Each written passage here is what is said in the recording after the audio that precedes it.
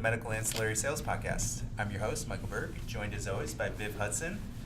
Viv, live and in person, and we have a special guest today. We do. We've got one of our superstars in the medical sales field, Curt Fullerton. So welcome to the podcast, Curt.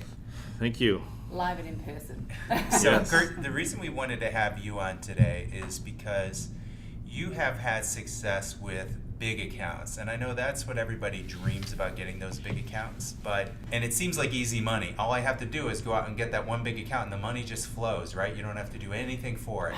Just comes with zero effort. You're shaking your head with a smirk on your face.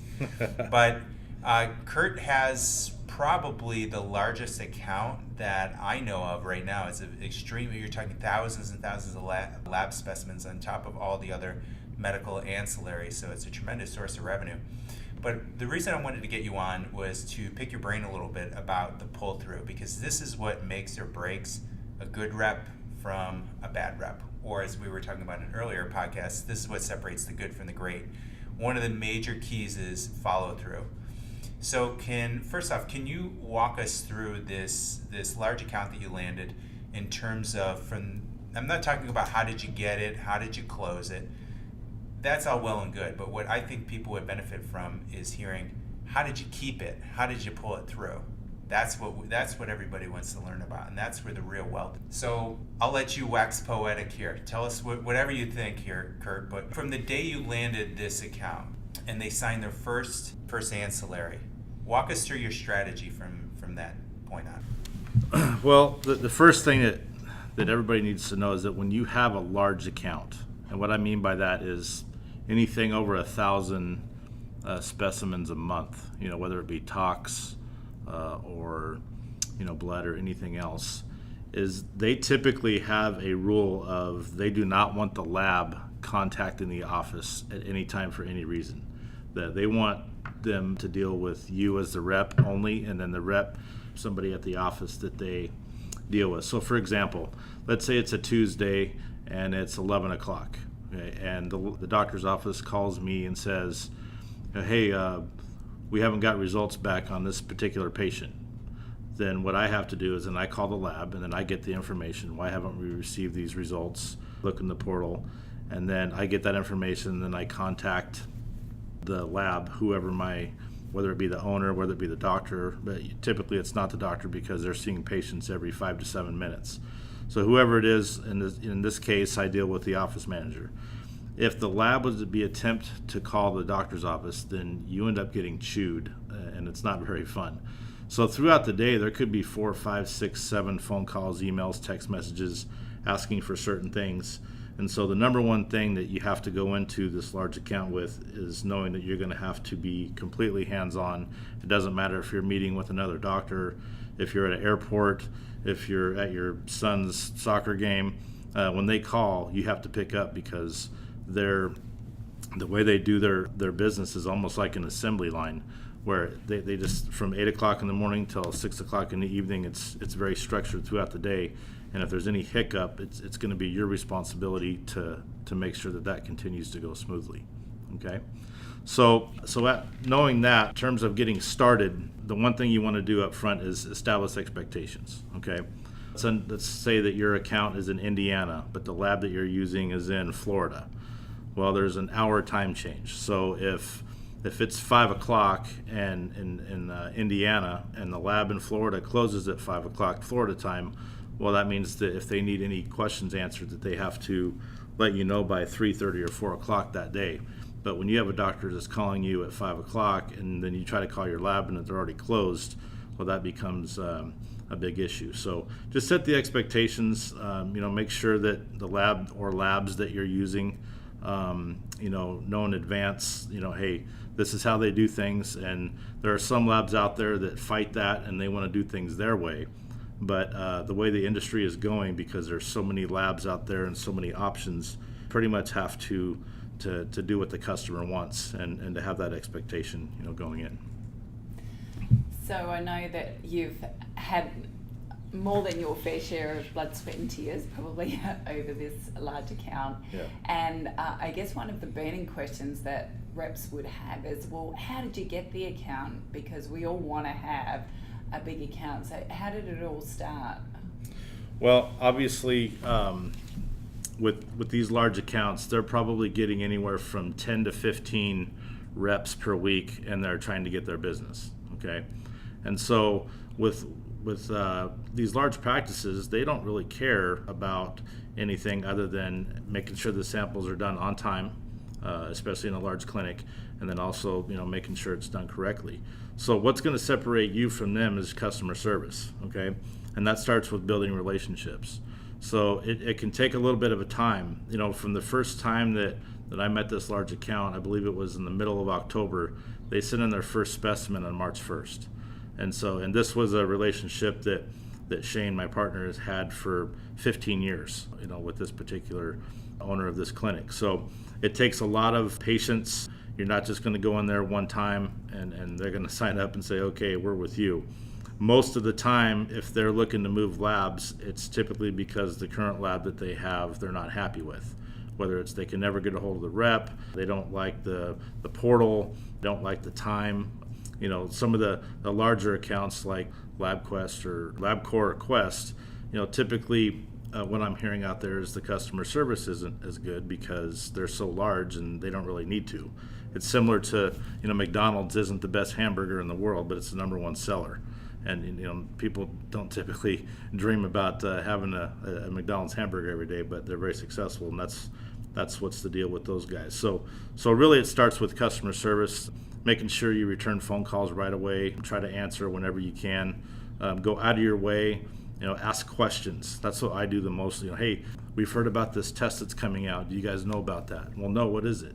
Well, it's a test that tests for this. Oh, wow. We would love to do that because we would probably have 200-300 tests a month if we could do something like that.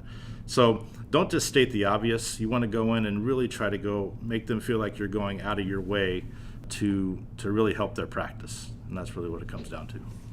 Dave, I'm hearing the same themes over and over again with the podcast that we just did with Robert about customer service being the servant's mindset with your clients. Being attentive to them. And as we've mentioned several times before, and we just mentioned the podcast with Robert, when they're evaluating which options they have, they're evaluating the vendor, but they're really evaluating you. And they're thinking, is this guy going to be the guy who's going to be able to pull off what he's telling me? And they're sizing you up from the way that you look, the way you present yourself, to how confident you are, to how well you know the material. But most of all, like you said, they know. I mean, we talk about it all the time. Lab might say, well, we have a 98% success rate. Well, that means with a lab, with a account your size, that means 2 problems every 100. That means they're getting several dozen problems over the course of a month. So it's just to be expected. So I can see why you're having a lot of success with it, because they want to know that you're going to be hands-on. They know that you're going to hold their hand and make sure that this gets implemented as seamlessly as possible. So you had mentioned earlier, Curt, about they might be seeing 10, 15, who knows how many reps. They're seeing countless reps. So now you're the guy at the top of the hill. Everyone's gunning for you.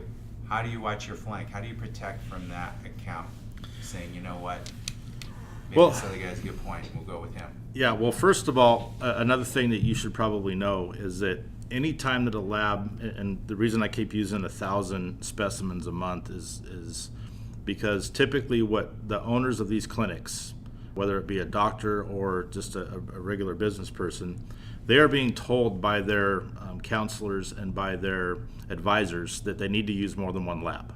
Okay, so if you hear that a doctor has 2,000 samples coming in, when you go in there, you just got to know that you're not going to get all 2,000. Okay, you might get 1,000, and then the other person they're using gets 1,000, whatever.